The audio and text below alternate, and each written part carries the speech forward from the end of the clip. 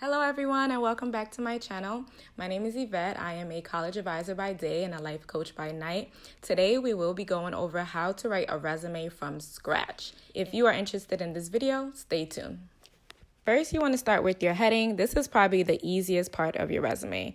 All you have to do is put your name, your address, your phone number, and your email. You only need one main phone number contact. And for your email, you want to make sure that it is professional. The best way to ensure that is to use your first name, your last name, and at Gmail or whatever you prefer. Then you want to censor everything, bold your name, and put it a few font sizes larger than the rest of the text. It doesn't have to be too large.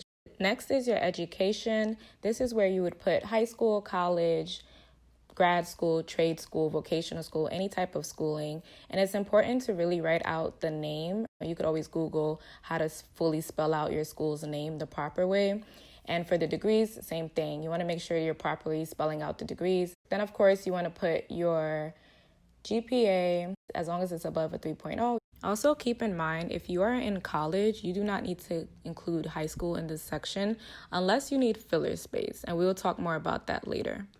If you transferred from a school but didn't receive a degree from that school, you don't need to include that.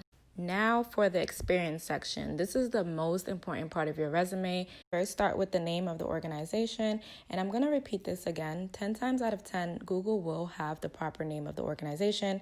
You might have a name that is abbreviated or that you normally know it by, but Google will have the proper name. Then you put the city and the state. Under that, you put your position title, and you can find your position title in your offer letter if you don't remember the exact name. For the bullet section, you want to start with an action word. Google has a ton of action words. They even break it up by sections.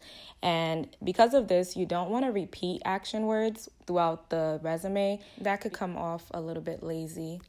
The easiest way to write the bullet points is to follow the action word by what you did and then end it with what your purpose, reason, or goal or result was. For example, the second bullet starts with the action word, worked, and then you're describing what you did, collaborating with staff and counselors, and then you're finishing that off with why that was important, what the goal was, which was to facilitate weekly lesson plans.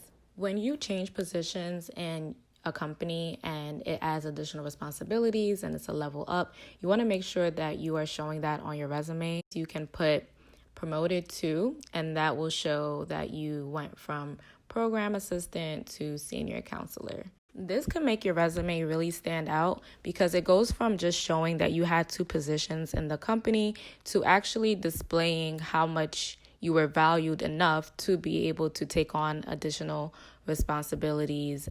Your resume is your marketing tool, and sometimes we find it hard to talk about ourselves and what we did, and we may feel like it wasn't a big deal, but it's really important to showcase everything that you've done in the best light. Even if it was sitting at a desk all day, most of the time there was a reason why you were sitting there. So it was either monitoring or maintaining the safety of the area, or you were checking people in, which is to record the attendance of participants. So it's all about how you say it, even though you know you were just sitting there, but you don't want to say it like that. You know, you want to make sure that you put it in the most grand way. And it's not lying, it's just speaking very highly of what you did. I definitely don't recommend lying on your resume, and I feel like you wouldn't have to. Once you learn these skills, you will learn how to best describe yourself, even if you were quote unquote doing nothing.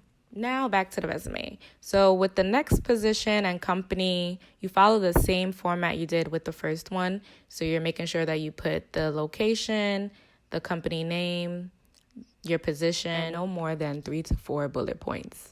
Make sure that your resume is consistent. So if you want to use periods, you want to put them after each sentence, just keep that consistent.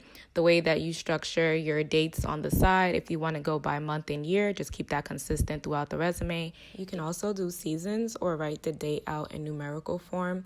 And this is your best guesstimate. Some things are required and some things are aesthetics. So what you bold and what you decide to italicize, that's up to you.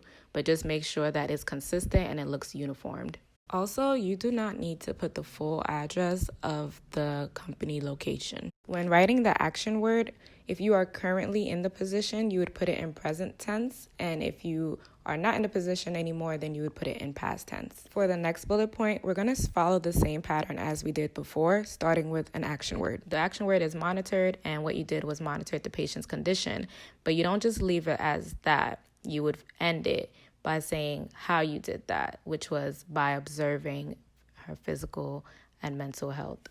With abbreviations, it all depends on a few things. If you have space to write out the word, it would be good to write it out and then abbreviate it in parentheses. If you are applying to a company that has no idea what you're describing, then it would be good to, spell it out. Do not use present participles such as monitoring, assisting, performing. Take out the ing and just put monitored. You can organize your resume how you would like. For starters, it would be best to put it in reverse chronological order, which is to have your most recent experience first. If your most recent experience is not the experience of the job that you're looking for, but you have a previous experience, you can structure it where you put relevant experience as the heading and then put that closer to the top and just still put it in reverse chronological order from there. Section after you put your main experience section could be extracurricular activities, volunteer work, internship, additional work experience. A lot of people usually have a hard time describing what they did when they were in a sports team, and they feel like that isn't relevant information for a resume, but it definitely is. And this is a way where you can market that. Student athletes do a lot and manage and balance a lot. And it's important to show that and to showcase it in the best way. And the importance of showing this on your resume is because the skills are transferable. Strengthening time management is a great skill to have in the workplace, and you'll be able to provide that to the company that you're applying to. This is another section where you can demonstrate growth. If you started off as a team member and then you were appointed to captain, that is the perfect way to show that and to show what additional responsibilities you had while captain. Technically, of course, you will have the same responsibilities as a team member while you're captain, but again, you don't want to repeat that, so you would showcase something different that you did. The first bullet states communicated with coaches and team members to mediate needs and concerns. And a lot of times this will happen as a team captain where you're the middle person between the captain and the other team members. Also, the second bullet says revitalize team's social media account and increase Facebook views by 86%. So this is a good bullet, whether it's for a team or not.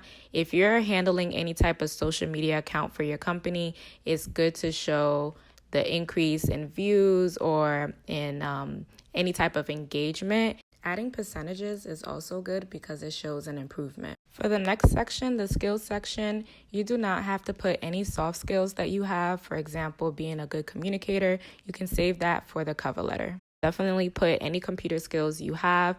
For language, you want to make sure that you're adding your proficiency level. And if you're fluent in the language, definitely put that. English, if you're in an English-speaking country, you don't need to put that at all. Certifications, depending on the jobs you're applying for, it can go on the top if it's really important to that job. You can also add it in the skills section. So with certifications, you just want to make sure that you're adding the year that you received the certification, because sometimes they may expire. So now, as you can see, the resume has spilled over to more than one page. So the next thing that was done here was added a header, which helped to save space, and now the resume is one page. After I'm done, I usually like to look at my resume in print preview just to see how it looks all together. It is super, super, super important to keep your resume on one page. And a lot of times the reason why people struggle with this is because they are trying to fit everything that they've ever done in life into one resume. That's not the purpose of resumes. It's really tailored towards that particular job. So you don't need to include everything.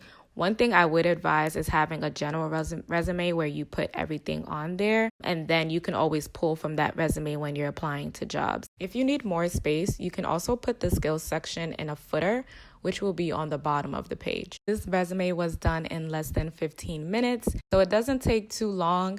But if you're the type of person that don't want to have to deal with writing your resume and you just don't really get it, Feel free to book my services below. I will leave the link in the description box. If you like this video, don't forget to like, comment, and share. If you have any questions, definitely feel free to leave it down below. I will be doing more videos about resumes and cover letters.